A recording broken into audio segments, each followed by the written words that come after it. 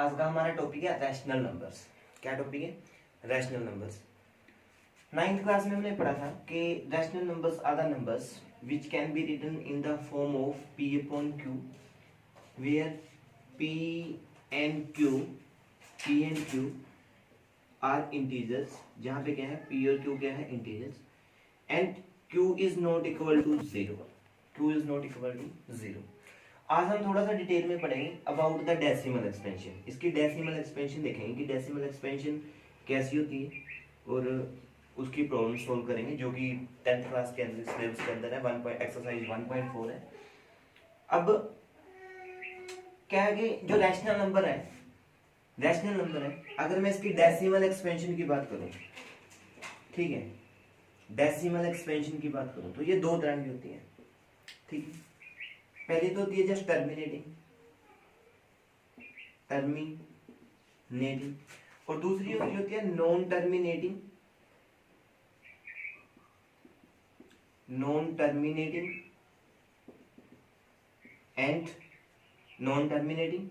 And repeating. ठीक है, जो नॉन टर्मिनेटिंग नॉन रिपीटिंग होती है वो इरेशनल नंबर्स की डेसिमल एक्सपेंशन होती है। तो यहाँ पे तो क्या है कि हमारे पास रैशनल नंबर पढ़ते हैं तो इसकी दो तरह की ही डेसिमल एक्सपेंशन होगी, एक टर्मिनेटिंग, एक नॉन टर्मिनेटिंग एंड रिपीटिंग। अब हमारे पास क्वेश्चन क्या है कि हमें p अपॉन q फॉर्म दी मिलेगी।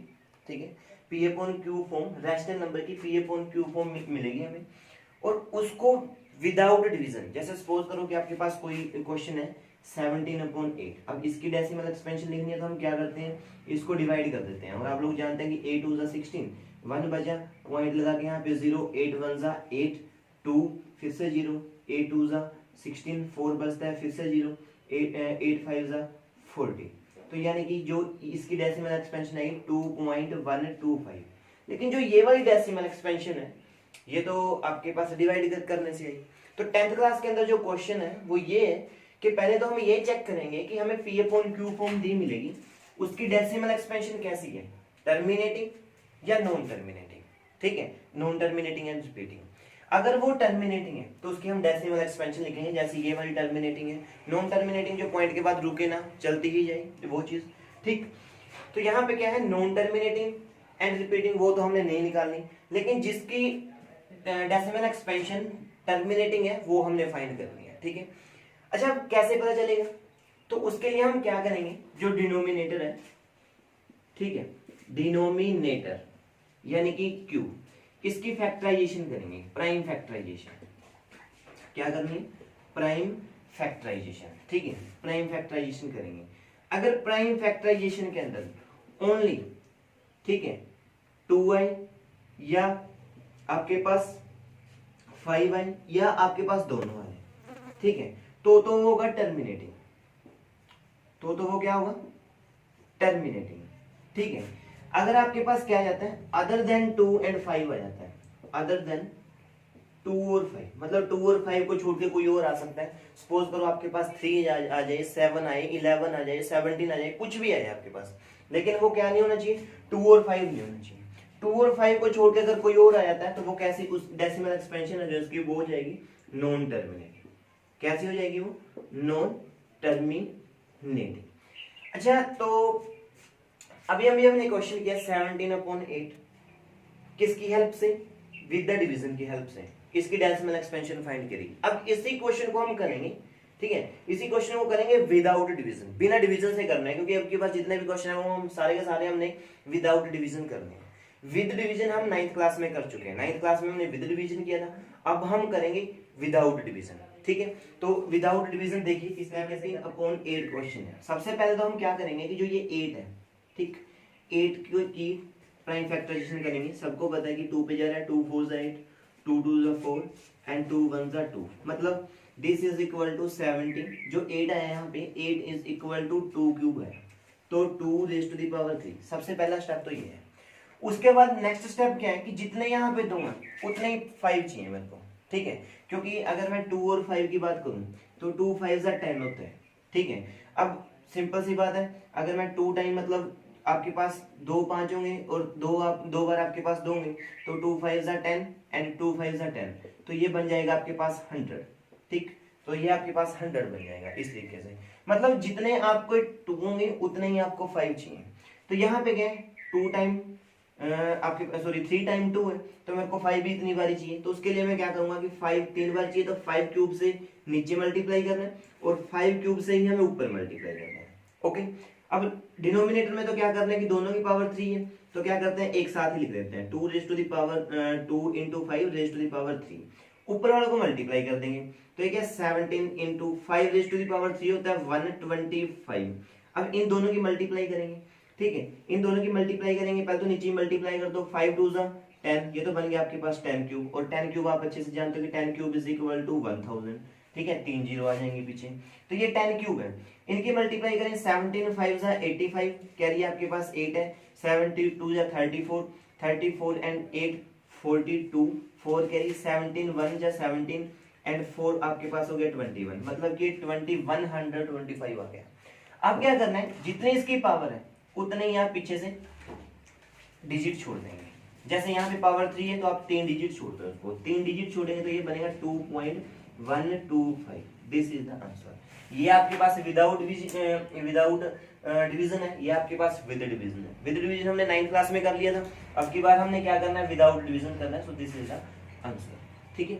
एक क्वेश्चन और देखते हैं आपके पास 64 डिवाइडेड बाय 455, ठीक है, 455, ये क्वेश्चन है आपके पास। अब इसको पहले तो ये चेक करेंगे क्या कि ये टर्मिनेटिंग है या नॉन टर्मिनेटिंग है, ठीक है। तो डिनोमिनेटर को देखें वो क्या है 455, इसकी प्राइम फैक्टराइजेशन करनी है। अब 5 पे जाना है तो 5 9 जा 45 1, अब ये 7 पे जा रहा है या 13 पे जा सकता है, 13 7 जा 91, उसके बाद 7 1 जा 7, तो मतलब जो आपके पास 4 यहाँ पे गया है 64, 455 की जगह मैं लिख लूँ 5 इंटू 13 इंटू 7, तो यह है 5 इंटू 13 इंटू 7। देखिए अगर सिर्फ 2 और 5 यहाँ पे आता तो ये टर्मिनेटिंग होता, लेकिन अब क्या है कि 5 की को छोड़ के 2 नंबर और आना है, एक 13 आना है, एक 17 आना है। जो ये 2 नंबर है ये इसको नॉन टर्मिनेटिंग करते हैं, दिस इज नॉन टर्मिनेटिंग, ठीक है, non terminating and repeating, non terminating and repeating. तो इसकी हम इस वे से डेसिमल एक्सपेंशन नहीं निकाल सकते, तो ऐसे तो इस क्वेश्चन को यहीं पे छोड़ देना है, ठीक है, ओके। अनदर कोई और क्वेश्चन देखिए, जैसे अब की बात क्वेश्चन है अपने पास 15 अपॉन 1600, ये है। यहाँ पे क्या है 1600 है, तो क्या करते हैं 1600 के बाद तो प्राइम फैक्टराइजेशन करेंगे, प्राइम फैक्टराइजेशन करेंगे तो 5 पे जा रहा है, ठीक है, या 2 पे जा रहा है, 2 पे भेज दें, 2 8 जा 16, 2 zeros, फिर यहाँ पे 4 है 400, फिर 2 पे सेंड करते हैं तो दिस विल बी 200, फिर से 2 पे सेंड भेजेंगे इसको तो दिस विल बी 100, फिर से 2 पे 50, दोबारा फिर 2 पे 25, अब 5 पे जा रहा है 5, अब फिर 5 पे जा रहा है तो 1, यानी कि 15 अपॉन 1600 किसके इक्वल आया। यहाँ पे ध्यान से इसको काउंट करेंगे तो ये टोटल 6 है, मतलब आपके पास 2 raise to the power 6 into 5 raise to the power 2, तो ये चीज आई आपके पास, ठीक है। 5 आपके पास 2 टाइम है और जो 1 2 3 4 5 6 2 है जो आपके पास वो 6 टाइम है, ठीक। अब प्रॉब्लम ये है कि जितने 2 है उतने ही 5 चाहिए और जितने 5 है उतने ही 2 चाहिए। देखिए हम इसमें से कुछ निकाल तो नहीं सकते, लेकिन इसके अंदर डाल जरूर सकते हैं। यहाँ पे क्या है 2 रेज़ टू द पावर 6 है, 5 रेज़ टू द पावर 2 है, तो मतलब 5 है ना जो इसकी पावर 4 कम है, तो उसको कंप्लीट करने के लिए मैं क्या करता हूँ 15 upon 2 raise to the power 6 into 5 raise to the power 2। अब 4 कम है तो 5 की पावर 4 को नीचे मल्टीप्लाई, 5 की पावर 4 को ऊपर मल्टीप्लाई। अब गलती लोग क्या करते हैं कि वो नीचे 5 की पावर कंप्लीट करने के लिए 5 की पावर 4 से तो मल्टीप्लाई कर देंगे लेकिन ऊपर नहीं करेंगे, तो ये गलती मत कीजिएगा, थोड़ा ध्यान से कीजिएगा क्वेश्चन, ओके। अब 15 into 5 raise to the power 4 होता है आपके पास 625, डिवाइड बाय यहाँ पे क्या होगा 2 रेज़ टू द पावर 6 और 5 की पावर 4 है और 5 की पावर 2 है, तो ये भी 5 की पावर 6 हो जाएगी, वही स्टेप पुराने वाला। अब क्या करना है हमने यहाँ पे तो दोनों की पावर एक बार लिख देंगे 2 into 5 raise to the power 6, इनकी यहाँ पे मल्टीप्लाई कर देंगे, 15 5 जा 75, 7 कैरी 15 2 जा 30 एंड 37 हो जाएगा यहाँ पे, ठीक है, 15 6 जा 90, 90 एंड 3 93, ये बन गया आपके पास।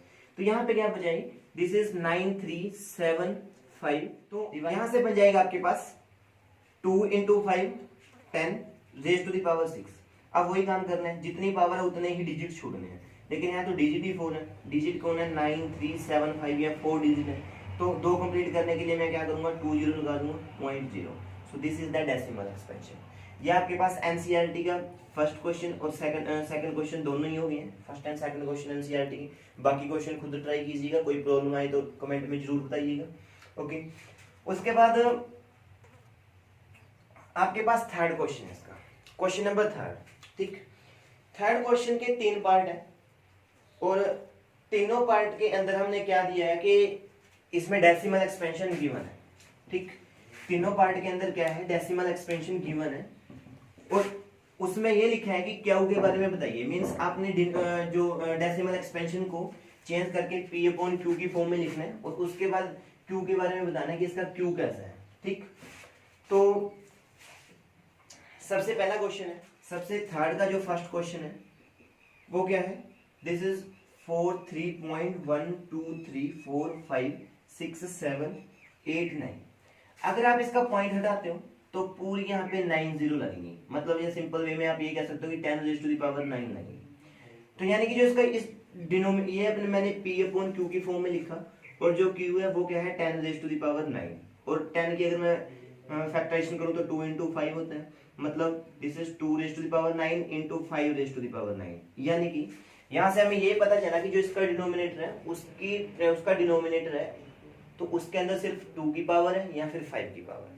ठीक है, मतलब उसके फैक्टर्स 2 और 5 है, 2 and 5 है। तो ये चीज हमें यहाँ से पता चली।